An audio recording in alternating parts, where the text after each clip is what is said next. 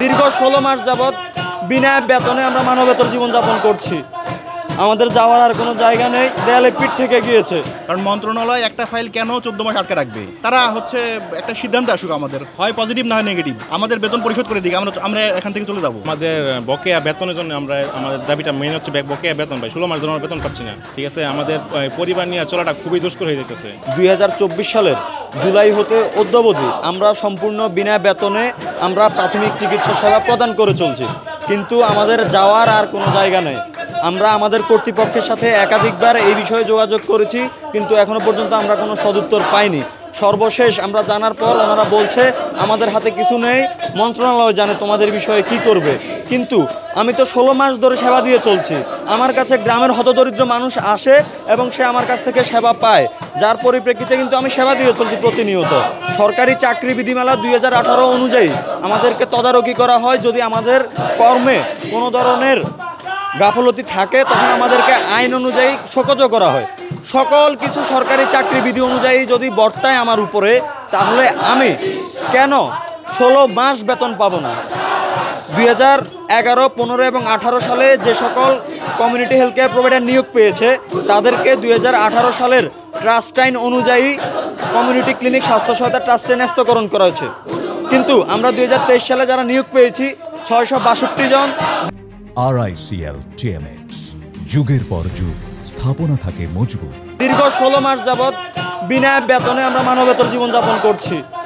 আমাদের যাওয়ার আর কোনো জায়গা নেই, দেয়ালে পিঠ থেকে গিয়েছে। আমরা মাননীয় স্বাস্থ্য উপদেষ্টা মহোদয়, বিশেষ সহকারী মহোদয় এবং স্বাস্থ্য সচিব স্যারের দৃষ্টি আকর্ষণ করে বলতে চাই, আমরা একাধিকবার এসেছি, আপনারা অন্তত সুরাহা করেন। প্রায় 16 মাসের অধিক বেতন বন্ধ আছে। কোনো সুস্থ স্বাভাবিক মানুষের পক্ষে 16 মাস বেতনবিহীন মানসিক ভারসাম্য ধরে রাখা সম্ভব না। আমার মা অসুস্থ, আমি আমার পরিবারের যে বেসিক নিডটুকু সেটুকু পূরণ করতে পারতেছি না।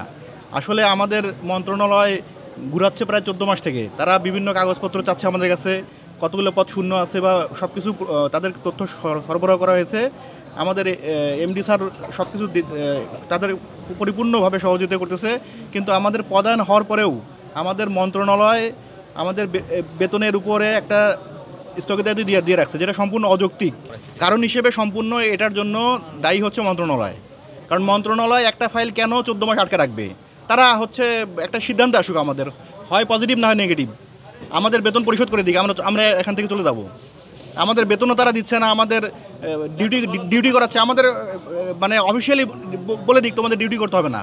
আমরা 14 মাস ধরে ডিউটি করবো, আমরা বেতন পাবো না কেন? এবং প্রায় 16 মাস আমরা এখানে রাত্রি যাপন করছি এবং হয় আমরা বেতন পাবো না হয় আমাদের এখান থেকে লাশ যাবে। ধন্যবাদ। আমাদের বকেয়া বেতনের জন্য আমাদের দাবিটা মেইন হচ্ছে বকেয়া বেতন ভাই। 16 মাস ধরে আমরা বেতন পাচ্ছি না, ঠিক আছে। আমাদের পরিবার নিয়ে চলাটা খুবই দুষ্কর হয়ে যেতেছে। একদম এটা অমানবিক হচ্ছে আমাদের কর্তৃপক্ষের এই তালবাহানাটা, ঠিক আছে।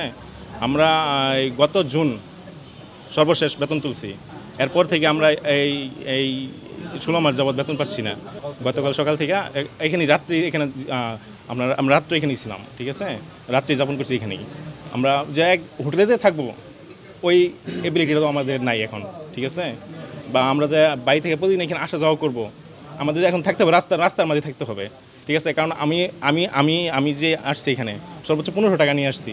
1500 টাকা রেখে কতদিন থাকতে পারবো এখানে, ঠিক আছে। আর আমি যে দিন যাপন করবো, ঠিক আছে, এই পরিবার নিয়ে এই ডাল ভাত খাবো, ওই এবিলিটি আমার নাই এখন। আমি ক্লিনিকের স্বাস্থ্যসেবা দিয়ে এখন হাইটা দেয়া আপনার 2.5 কিলোমিটার জায়গায় হাইটা দিতে হয় আমার। প্রতিনিয়ত 2.5 কিলোমিটার হাইটা দেয়া আইসা আমার সেবা দিতে হচ্ছে রুগীদের, ঠিক আছে। তো আমরা জনগণের সেবা দিতে যাবো, আমরা যদি রুগী হয়ে যাই তো ওই সেবাটা ওদের কীভাবে দেবে?